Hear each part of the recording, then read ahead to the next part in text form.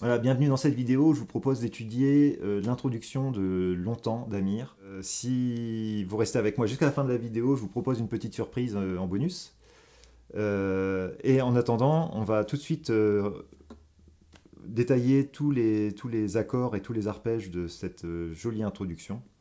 J'ai oublié de dire, mais vous avez besoin de mettre le capodastre à la première case, hein, très important. Voilà.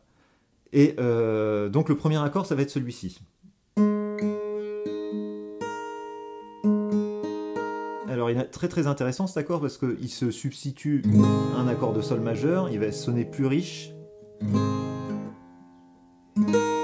et un peu, il sonne ouvert comme ça, il a une jolie couleur.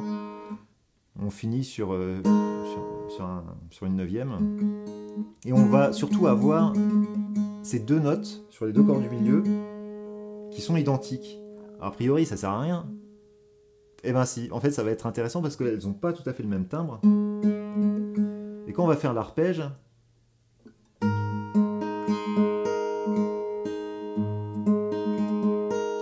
ça donne du rythme et on a deux fois le même son. Voilà, j'ai vu ça dans... Enfin, j'ai vu ça. Moi c'est ce que j'ai relevé, mais dans les différents tutos que j'ai pu voir, j'ai pas toujours vu cet enchaînement de deux notes. Et voilà. Alors après, pour pouvoir faire la basse, moi j'utilise le pouce de la main gauche. Et après, donc il faut faire en plus descendre la basse, comme ça. C'est ce qui me semble le plus facile pour moi, parce que peut-être que j'ai des grandes mains, mais vous pouvez essayer de le faire autrement, c'est-à-dire à ce moment-là, utiliser l'index pour jouer la basse. Moi ça me semble plus difficile de faire ça, mais bon,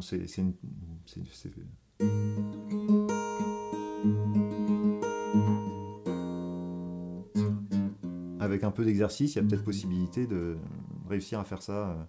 Donc si vous avez une guitare classique par exemple, c'est difficile de faire le tour du manche avec la main. Voilà. Sur les mesures 3 et 4, on se retrouve finalement libéré du pouce ou de la basse et c'est le même accord pour faire sonner finalement un accord de mi mineur. Parce que les deux premières mesures, normalement, ça correspond à un sol majeur, deux mesures suivantes à un mi mineur.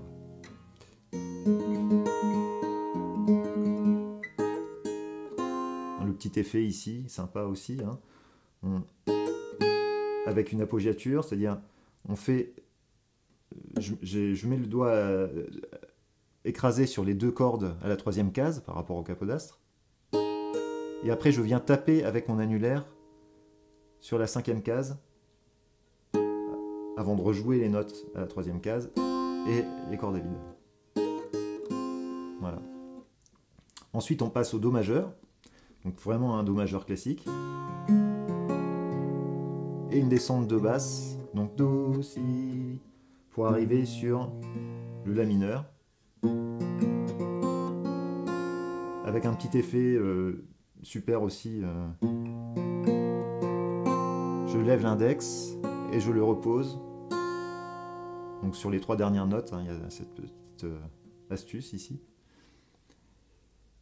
Et enfin pour le Ré majeur, à la place du Ré majeur. Donc il y a plusieurs solutions. Moi j'ai relevé ça. Pardon, j'ai pas relevé ça du tout. J'ai relevé ça. C'est-à-dire que je place mes deux petits doigts à la cinquième case par rapport au capodastre sur les cordes La et Ré. Comme ça j'ai ma double note ici, ma répétition de son. Ensuite je descends à la quatrième case, toujours par rapport au capodastre sur l'accord de Ré. Et je complète mon accord au fur et à mesure des besoins. C'est-à-dire que mon petit doigt, je vais le placer vraiment au dernier moment. Et vous voyez, mon index, je l'ai placé quand j'en ai eu besoin aussi.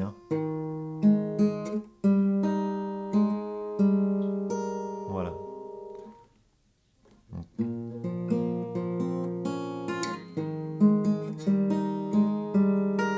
Voilà. Si ça vous semble compliqué et qu'il y a trop de doigts à poser, je peux vous proposer une solution plus simple, c'est-à-dire que ces deux notes-là, en fait, c'est les mêmes que les cordes à vide. Donc on peut faire... Et du coup, il y a une coupure dans le son. Bon, dans la vitesse, on l'entend pas forcément. Hein. Si ça se trouve, c'est comme ça que c'est joué, hein, j'en sais rien. Hein. Et je trouve que ça fait... Il y a une sorte de hockey qu'on n'a pas quand on fait... Là, c'est un peu plus enroulé, je trouve. Hein. Mais ça marche bien comme ça, et c'est quand même plus facile. Hein. Donc, ça, c'est la solution plus simple. Les deux cordes à vide. Ensuite, cinquième cas sur la corde de Ré. C'était ça, oui. Alors peut-être essayer de bien piquer le doigt de manière à ce que la corde de Sol résonne encore un peu. Voilà. Ensuite, avec mon majeur, quatrième case, par rapport au capodastre, l'index, et le petit doigt tout à la fin. Ça donne ça. Hein. Donc.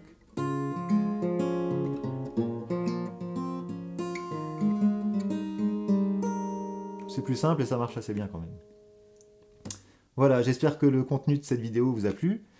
C'est une chaîne qui démarre, donc encouragez-moi. Vous pouvez mettre un petit pouce, vous pouvez partager cette vidéo et vous abonner. J'espère pouvoir publier rapidement d'autres vidéos sur la guitare d'accompagnement. Et si vous êtes intéressé pour apprendre à composer des musiques et les harmoniser, c'est-à-dire trouver les bons accords pour accompagner vos musiques, sans nécessairement connaître le solfège, je propose une formation, et je vous propose une formation même gratuite, et vous pouvez cliquer sur ce lien ou dans les liens qui sont dans la description de cette vidéo. Et on se retrouve tout de suite pour démarrer cette formation. Donc on part vraiment de zéro, et je vais vous montrer étape par étape comment composer finalement à la guitare, sans avoir de grandes connaissances en solfège. Vous allez voir que vous serez surpris du résultat, ça marche assez bien. Voilà. Donc je vous dis à tout de suite.